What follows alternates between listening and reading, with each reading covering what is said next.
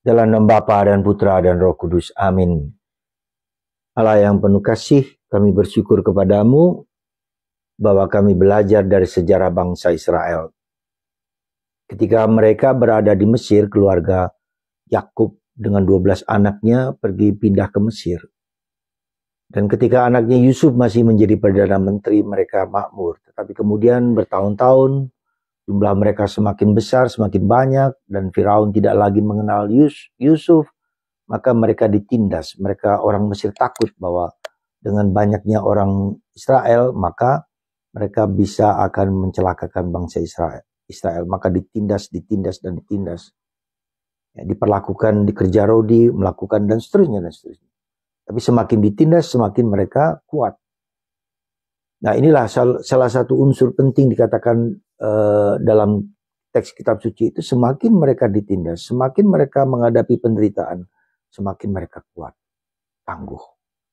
Pelajaran bagi kita. Mungkin ada banyak penderitaan, ada banyak salib, ada banyak korban, ada banyak masalah. Tapi cara itulah kita dibentuk oleh Tuhan untuk menjadi kuat, tangguh, dan unggul.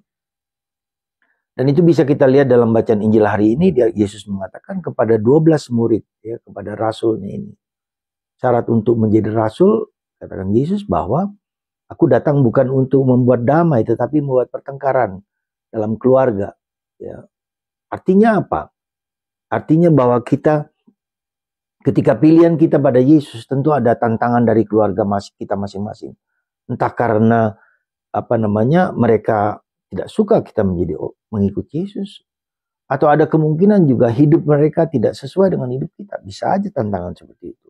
Kita tetap Katolik, tetapi kita bisa melihat anggota keluarga kita sendiri yang tidak sesuai dengan iman kita. Itu juga bisa kemungkinan lain. Nah, Yesus mengatakan kedua, barang siapa tidak memanggul salibnya, barang siapa tidak menyerahkan nyawanya demi aku, maka ia tidak layak bagi muridku. Ini tantangan yang lebih berat. Meninggalkan nyawanya, melepaskan, menanggung beban salibnya bagi kita. Mungkin itu juga bagi orang-orang tertentu yang sungguh-sungguh setiap waktu, setiap saat mendapat tantangan, mendapat masalah, mendapat godaan, mendapat kesulitan hidup yang berat. Mungkin Tuhan meminta kita untuk melepaskan ego kita, menyerahkan diri kita ya, kepada Tuhan untuk dipakai dia menjadi lebih tinggi. Nah, hal yang sama dari hari ini adalah Santo Camillus de Lelis, pendiri kongregasi Camilian yang di Indonesia ada di Flores, di mana mereka membantu orang-orang yang kesehatan mental, bukan hanya kesehatan fisik, kesehatan mental, kesehatan jiwa, orang yang gila, yang seringkali dipasung di rumah, di belakang rumah, karena perilaku mereka yang tidak bagus, tidak baik. Mereka mendidik, menyelawat, mencintai, menerima, membangun rumah kecil untuk orang yang sakit jiwa itu. Dan Camillus Lelis adalah juga orang yang, kenapa dia bisa melayani seperti itu? Karena dia mengalami apa yang dia lakukan dalam hidupnya. Dia seorang tentara dan dipecat karena dia bermain judi. Habislah kemudian harta-hartanya sebagai orang kaya itu. Dan setelah habis hartanya dia menjadi pengemis. Dia bekerja serabutan dengan di sekitarnya.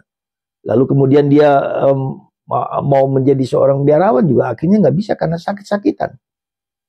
Ya, tapi kemudian berkat bimbingan dari Santo yang kemudian menjadi Santo Filipus Neri, seorang pastor yang sungguh penuh perhatian kepada anak muda. Akhirnya dia disarankan untuk kemudian setelah dia bekerja di rumah sakit, kemudian dia bahkan menjadi direktur rumah sakit itu, dan Filipus Neri minta dia menjadi pastor dan menjadi pastor. Luar biasa. Kemudian dia merawat orang-orang sakit, cintanya kepada orang sakit. Dia mengalami bagaimana Tuhan memakainya dalam jatuh dan bangun.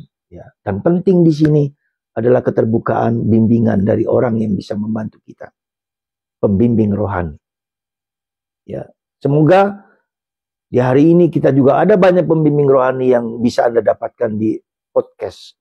Ketika Anda mendengarkan suara seperti saya ini atau banyak-banyak renungan-renungan yang itulah pembimbingan rohani dan terbuka terhadap kitab suci, terbuka terhadap Yesus. Katakanlah ini, ya sekali lagi, relasi kita dengan Yesus harus kita bangun, kita kembangkan, ya, dan kita selalu mencari apa yang Tuhan kehendaki bagi kita. untuk mencintai, untuk melepaskan ego kita, menanggalkan ego kita. Nah, ini penting untuk kita supaya kenapa kita perlu melihat penderitaan sebagai sarana Tuhan untuk membimbing kita, untuk melepaskan ego kita. Ya, semoga Anda dan saya dan kita semua belajar dari hidup kita sendiri. Belajar, hidup adalah pembelajar. Belajar dari diri sendiri, belajar dari orang lain, belajar dari kesalahan, belajar dari kitab suci, belajar mendengarkan. Ya. Semoga kita semua mendengarkan dengan baik dan Roh Kudus menggerakkan hati kita untuk mendengarkan Tuhan sesama, lingkungan, dan dimanapun juga untuk dipakai Tuhan. Ya.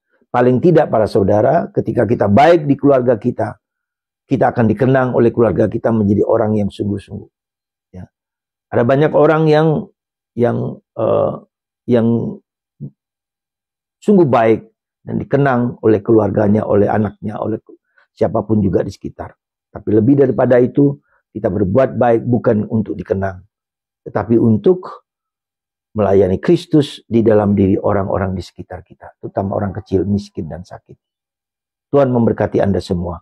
Dan Roh Kudus bekerja dalam diri Anda masing-masing, Bapa, Putra, dan Roh Kudus. Amin.